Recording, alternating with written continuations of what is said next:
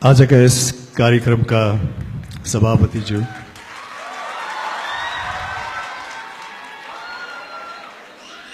माननीय मन्त्रीज्यू लालबाबु पण्डितज्यू र अन्य विशिष्ट व्यक्तित्वहरू र सबभन्दा महत्त्वपूर्ण त यहाँ उपस्थित जति पनि हुनुहुन्छ दिदी, बहिनी, दाजु, भाइहरू, यहाँहरू सबैलाई नमस्कार छ मेरो।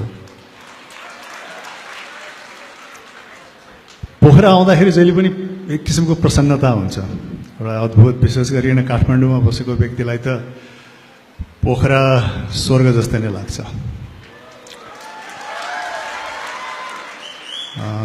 तर त्यो हुँदाहुँदै पनि पोखरा मेरो लागि नौलो होइन, वर्षौँ भइसक्यो। विभिन्न कार्यालय कार्यक्रमले, आफ्नै चलचित्रको कार्यक्रमले धेरैचोटि आइसकेँ।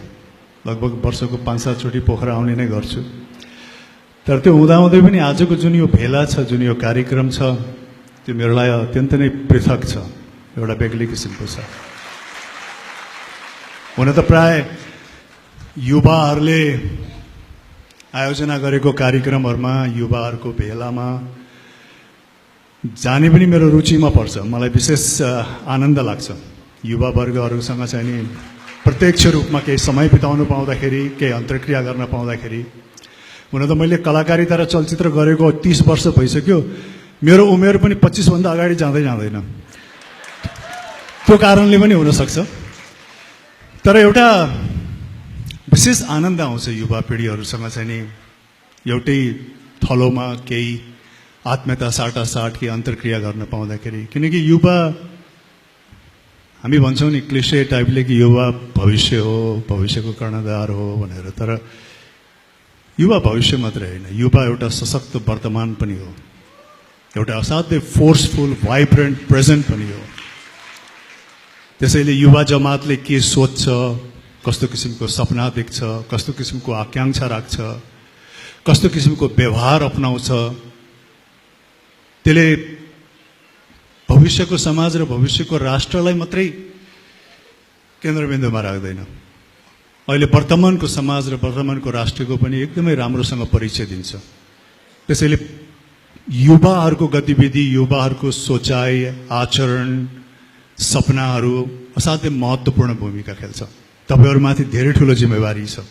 तपाईहरुले आफूलाई एकदम गैर जिम्मेवारीपूर्वक अवश्य पनि नलिनु होला। किनकि हुन त यसो हेर्दाखेरि युवाहरूको दुईटा पक्ष पनि देखिन्छ कि एउटा पक्ष के हो भने युवा अवस्थामा भरपूर ऊर्जा हुन्छ, भरपूर एक किसिमको आफ्नै बेग्लै तालको आत्मविश्वास हुन्छ, भविष्य जित्ने एउटा हिम्मत हुन्छ। तर त्यति मात्रै होइन, त्यसको साथसाथमा युवाहरूमा कता कता आफ्नो परिस्थितिलाई लिएर अन्योलता, आफ्नो व्यक्तित्वलाई लिएर प्रश्न चिन्हहरू, आफ्नो भविष्यलाई लिएर कता कता अन्योलता, र त्यो सबैले गर्दाखेरि केही न केही रूपमा कता कता अलिकति फ्रस्ट्रेसन जस्तो भएको पनि हुनसक्छ। त्यो दुईटै पक्ष युवामा छ। तर एउटा सचेत युवाले, अघि घनश्यामजीले पनि भन्नुभयो, माइन्डफुलनेसको कुरा गर्नुभयो। जो व्यक्ति माइन्डफुल छ, जो व्यक्ति अवेयर छ, त्यो व्यक्तिहरूले आफ्ना जुन सशक्त पक्षहरू छन् त्यो पक्षलाई कसरी अँगाल्न सकिन्छ र जो आफूमा एउटा कमजोर पक्षहरू छन् त्यसलाई कसरी न्यूनीकरण गर्न सकिन्छ भन्ने क्षमता चाहिँ तपाईलाई त्यसले दिन्छ। तपाईँ आफूप्रति सचेत हुनुहुन्छ, तपाईँ आफूप्रति अवेयर हुनुहुन्छ, उहाँकै शब्द परो गर्ने पनि माइन्डफुल हुनुहुन्छ भने तपाईँ आफ्नो गतिविधि, आफ्नो सोचाइमा तपाईँको कहीँ न कहीँ गएर नियन्त्रण हुन्छ। किनकि तपाईँको दिमागमा के आउँछ, तपाईँको मात्रै होइन, हामी सबैको दिमागमा के आउँछ, कुन विचार उत्पन्न हुन्छ, कुन सोचाइ आउँछ भन्नेमा हाम्रो नियन्त्रण छैन। सन्त से सन्त व्यक्तिबाट लिएर साधारण से साधारण सरकको व्यक्तिमा पनि विभिन्न किसिमको सोचाइ आउँछ।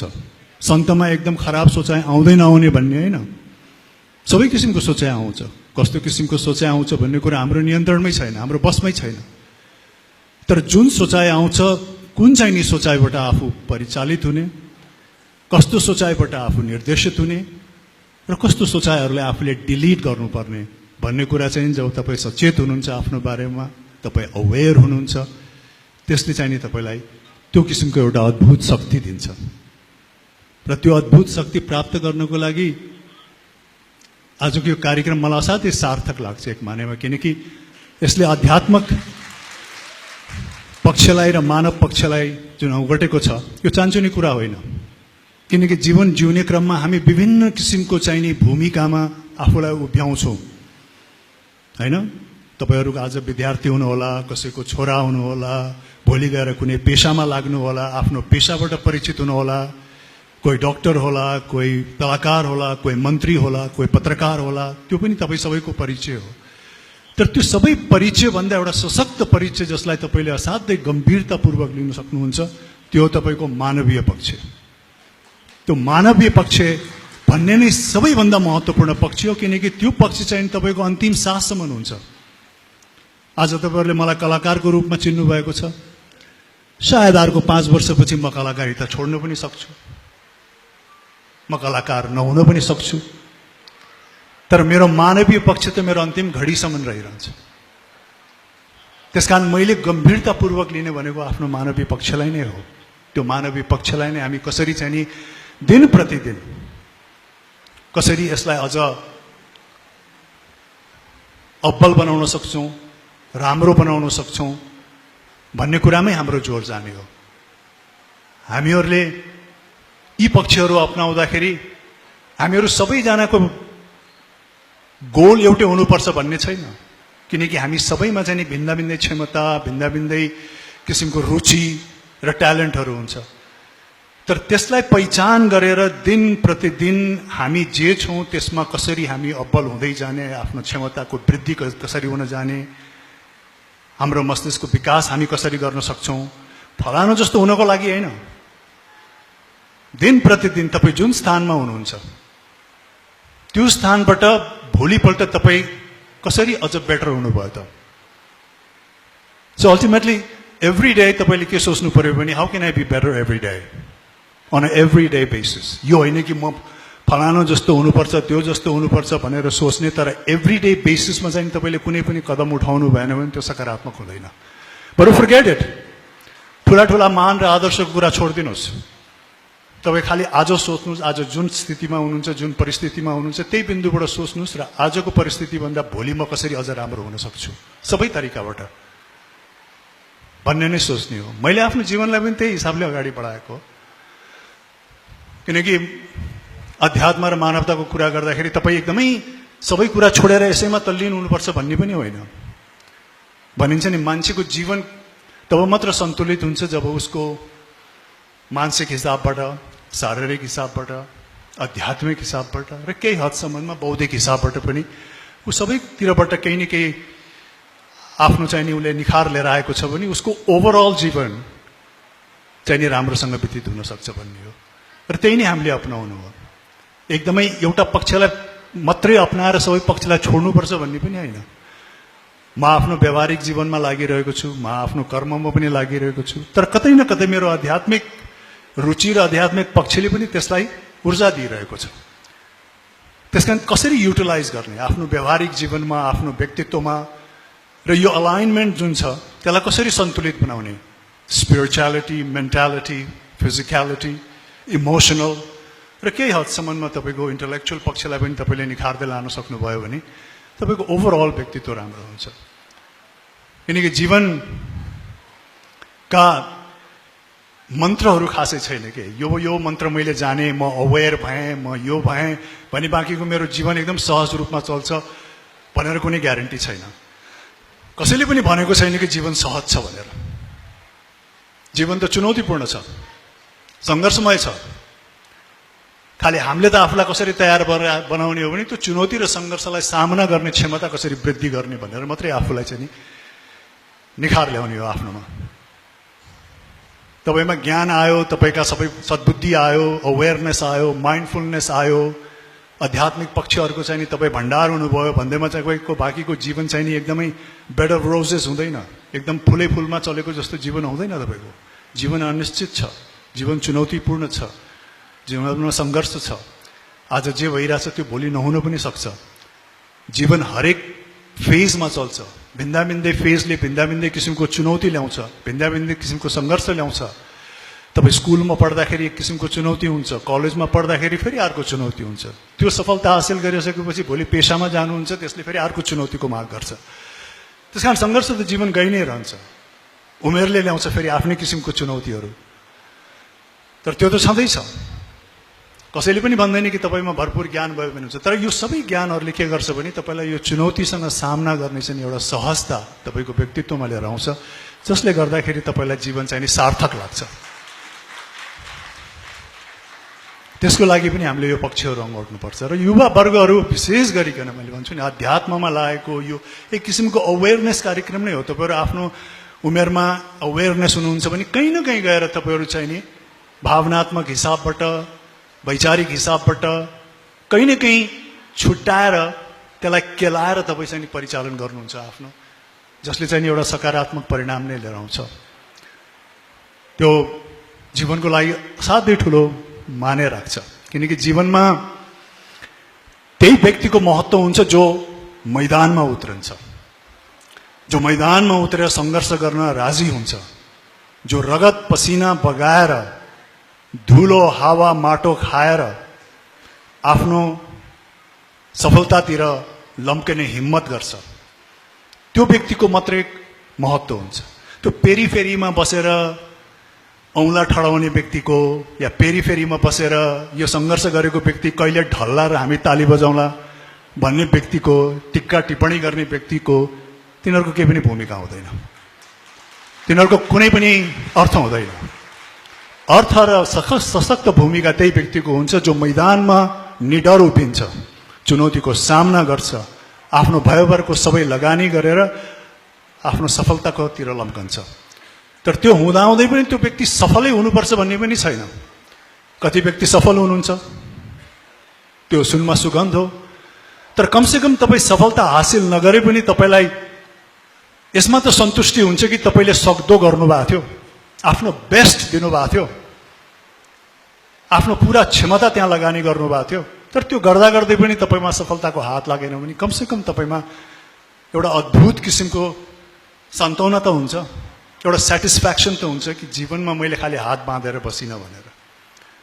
त्यसकारण तपाईँमा सफलताको ग्यारेन्टी होस् नहोस्, मैदानमा अवश्य पनि उत्रिनुहोस्। Give your best.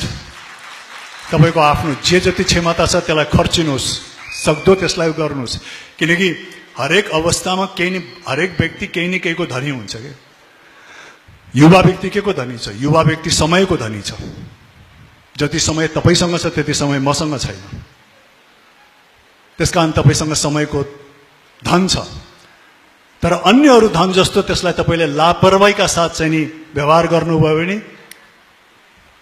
धनीको पैसा गएको जस्तो युवाको पनि समय त्यतिकै खेर जान्छ। त्यसकारण सबभन्दा महत्त्वपूर्ण कुरा जुन चिजको तपाईँमा खानी छ त्यो चिजको चाहिँ नि सदुपयोग गर्नुहोस् र समयमै त्यसलाई सदुपयोग गर्नु भएन भने फेरि त्यो खर्चिन्छ, मासिन्छ, जान्छ र तपाईँ हेरे हुनुहुन्छ। त्यसकारण युटिलाइज योर टाइम। आज म पछाडि फर्केर हेर्दाखेरि मलाई सबभन्दा ठुलो रिग्रेट के हुन्छ भने म त स्कुलमा कलेजमा युवा अवस्था हुँदा अझ मैले आफूलाई चाहिँ नि सकारात्मक हिसाबबाट चाहिँ नि आफ्नो समय खर्चिनु पर्दो रहेछ, त्यो गरेको भए अझ बेस हुन्थ्यो कि भन्ने अहिले लागिरहेछ। त्यस कारण तपाईँहरू चाहिँ मेरो बिन्दुमा नआउनुहोस्। Be productive. तपाईँहरूको आजको जुन उमेर हो त्यो प्रोडक्टिभ हुने उमेर हो, अरू कुरा सोच्ने होइन, प्रोडक्टिभ। र म यो पनि भन्दिनँ कि तपाईँ प्रोडक्टिभ हुँदाखेरि एकदम ठुलो ठुलो आदर्शको कुरा सोचेर पनि प्रोडक्टिभ नहुनुहोस्। म राष्ट्रको लागि सोचेर गर्छु, म समाजको लागि सोचेर गर्छु भनेर पनि गर्नु पर्दैन। तपाईँ खालि आफ्नो लागि सोचेर आफू कसरी सफल हुन सक्छु भनेर सोच्नुहोस्। भोलि तपाईँ सफलताको चरम बिन्दुमा पुग्नुभयो भने तपाईँको सफलता समाजले पनि लाभ उठाउँछ, राष्ट्रले पनि लाभ उठाउँछ, सबैले लाभ उठाउँछ। पहिला तपाईँ आफू सफल भएर देखाउनु पर्ने हुन्छ। त्यस कारण तपाईँको पहिलो कदम एकदमै आदर्शवादीका साथ पनि सुरु गर्नु पर्दैन। पहिलो कदम just think of how you can be successful. तपाईँ एकचोटि सक्सेसको चरम बिन्दुमा पुग्नुभयो भने तपाईँको त्यो सफलता आपसे आप समाज र राष्ट्रमा छचल्किन्छ र सबैले तपाईँको लाभ उठाउँछ। एउटाले भन्थ्यो कि जिन्दगीमा यस्तो एउटा रुख रोप्नुहोस् जसको छारी पाउने अपेक्षा तपाईँले आफैले राख्नुहुन्न। छारीको आनन्द लिनको लागि अरूलाई छोडिदिनुहोस्, तर त्यो रुख रोप्ने काम तपाईँले गर्नुहोस्। एउटा बिन्दुमा गएर त्यो किसिमको योगदान पनि व्यक्तिबाट हुनुपर्छ। तपाईँलाई रुख रोप्दाखेरि कहीँ न कहीँ तपाईँको आनन्द त छँदैछ। रुख रोप्दाखेरिको आनन्द छ, रुख झङ्गिँदाखेरिको आनन्द छ, तर नट नेसेसरी कि त्यो रुखको मुनि बसेर मै आनन्द उठाउँछु भनेर त्यो उद्देश्यका साथ रुख नरोप्नुहोस्। रुख रोप्नुहोस् जसको छारीको चाहिँ तपाईँ आफू अपेक्षा नगरेर अरूलाई चाहिँ त्यो दिनुहोस्। किनकि जीवनमा कहिले कहिले एउटा बिन्दुमा पुगेपछि कसरी म आफ्ना सफलताहरू, आफ्ना कमाएका कुराहरू कुनै न कुनै अंशमा, कुनै न कुनै हिसाबमा, कुनै कुनै दृष्टिकोणमा समाजलाई फेरि कसरी फिर्ता दिन सक्छु या राष्ट्रलाई कसरी फिर्ता दिन सक्छु भन्ने कुरा चाहिँ सोचमा आउनुपर्छ। त्यो जीवनको एउटा बिन्दुमा जब तपाईँ सफलतामा पुग्नुहुन्छ त्यसपछि तपाईँ त्यो पनि सोच्नुपर्छ।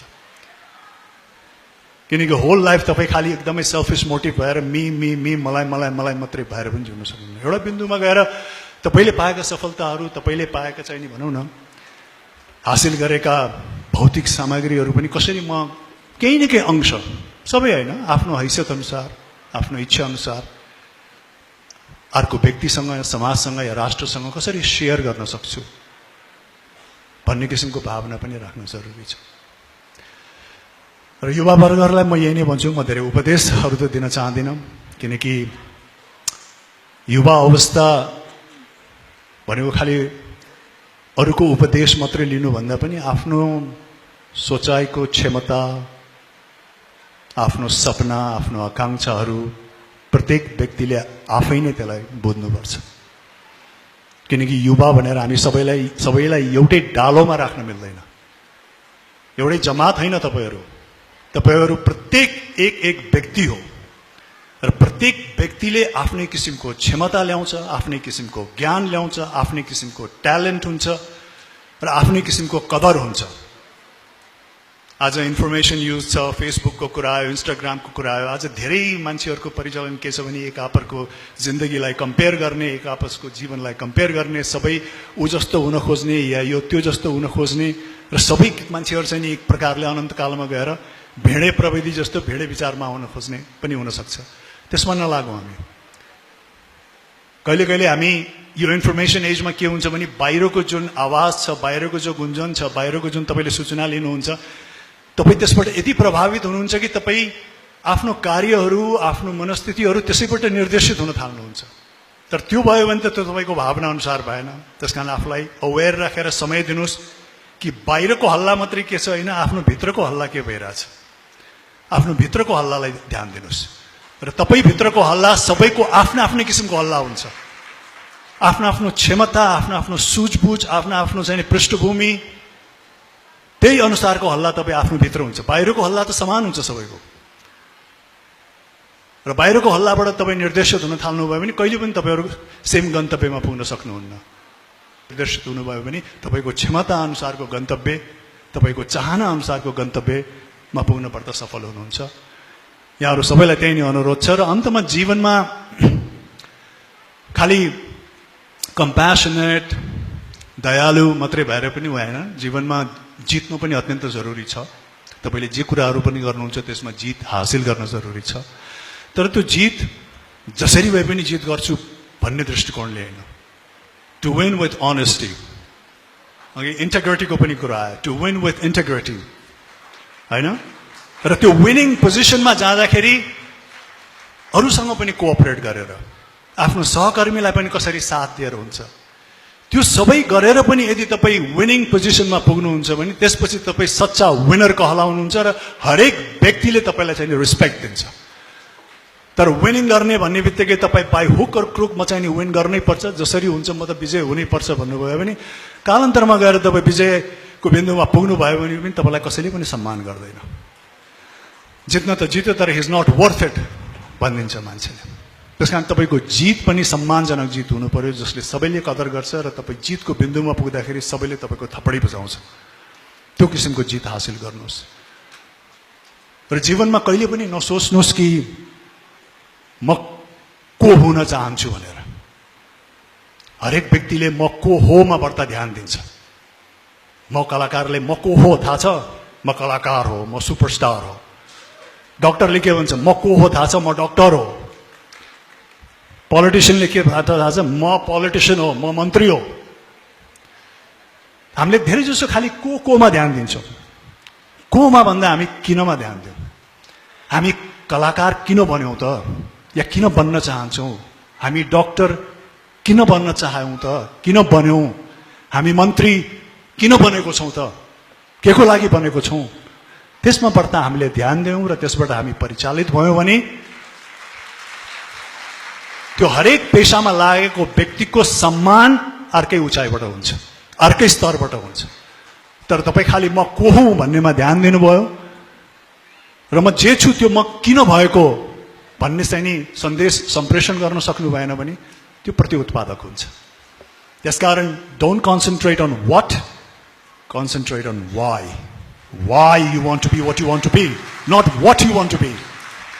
थ्याङ्क यू, धन्यवाद।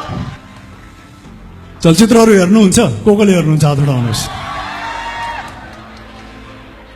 मैले एउटा चलचित्र गरेको थिएँ क्या, खलनायक भन्ने, धेरै वर्ष अगाडि।